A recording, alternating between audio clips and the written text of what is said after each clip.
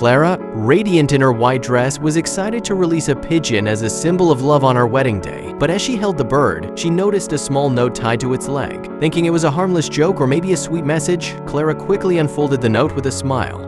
Within seconds of letting go of the pigeon, she had managed to open it up, revealing a small piece of paper. Pigeon could see how all the colors started to drain from Clara's face. He was afraid she might pass out. He grabbed her by the arm to support her and then asked what was on the small note and how she knew that she needed to open the container. Clara looked absolutely furious at him. Clara ripped her arm out of Michiel's grip and then, without giving the slightest bit of explanation, started to run away from everybody into the nearby forest. Michiel tried to find some comfort with his parents and mother-in-law. They were telling him he had done nothing wrong for as far as they knew, and Michael himself felt the same way.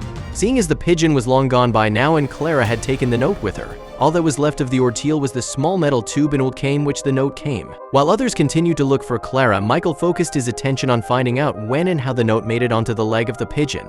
And then it suddenly clicked for Michiel.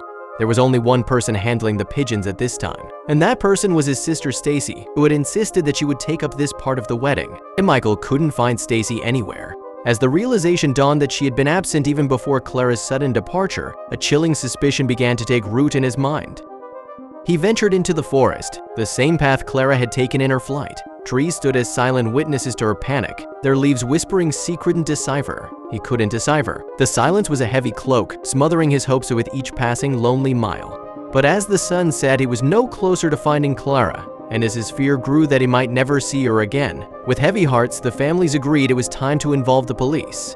Michael, accompanied by both families, filed a missing persons report for Clara and Stacy. The police began their methodical questioning, starting with the wedding guests. Each interview was an attempt to peel back the layers of the day's events to find a thread they could pull to unravel the mystery. The investigation was a slow, deliberate process, with each lead a potential key to unlocking the whereabouts of Clara and Stacy. In the midst of the confusion and the growing pile of statements, the police uncovered a small but potentially significant clue. A nearby surveillance camera had caught a fleeting image of a figure that could be Clara, moving with purpose away from the venue. Though grainy and unclear, it was a lead, a glimmer of hope in the dark.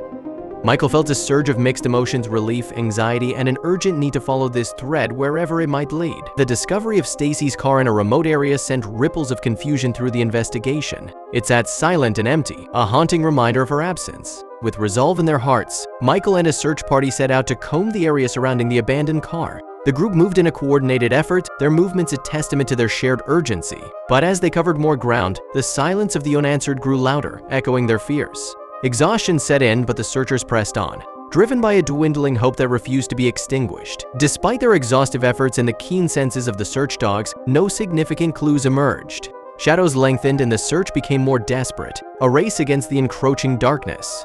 Flashlights and lanterns pierced the night, small beacons of hope in the vast, darkening wilderness. The search party, weary and disheartened, gathered to review their progress, but there was little to say. In the midst of despair, Michael's phone buzzed with a cryptic message that pierced the darkness of uncertainty.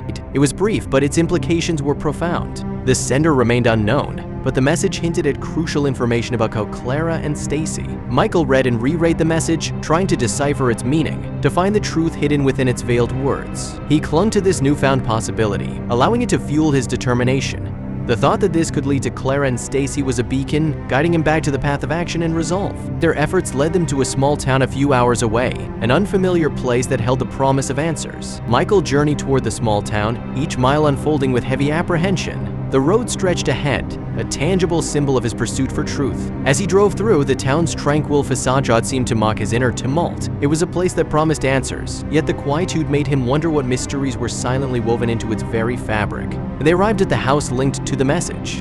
The house's stillness was unsettling, as if it was holding its breath, waiting for the truths to be unearthed. Michael's hand hovered over the door, hesitating at the precipice of his revelations. When against anxious inside the house, Michael's world tilted as he found Clara, Stacy, and a third, unexpected figure. Their presence was a cacophony of emotions, echoing with the pain and confusion of the past days.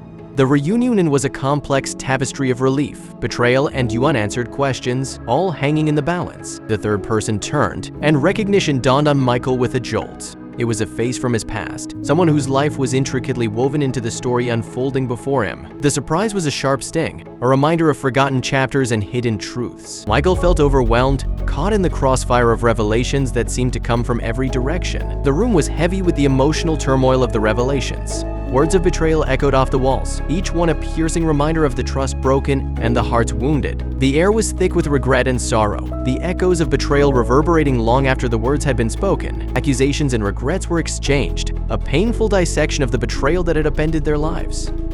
Her expression, once filled with love, was now a portrait of betrayal and heartbreak. The bond they had built over years was fractured, the cracks too deep to ever fully mend. The revelation sent shockwaves through the family, straining relationships and loyalties. Mixed reactions filled the room, some empathetic, others filled with judgment. Clara, with a voice steady but laced with emotion, declared the end of her relationship with Michael. Left in the silence of Clara's departure, Michael was enveloped by the echoes of goodbye. He sat, reflecting on the love lost and the pain he had caused. The memories of their time together, a bittersweet symphony of what was and what could have been. Each echo was a reminder of his actions, a reverberation of regret and sorrow in the quiet aftermath of their parting. The wounds were deep, the scars likely to last, but there was also a sense of moving forward, of learning and growing from the pain.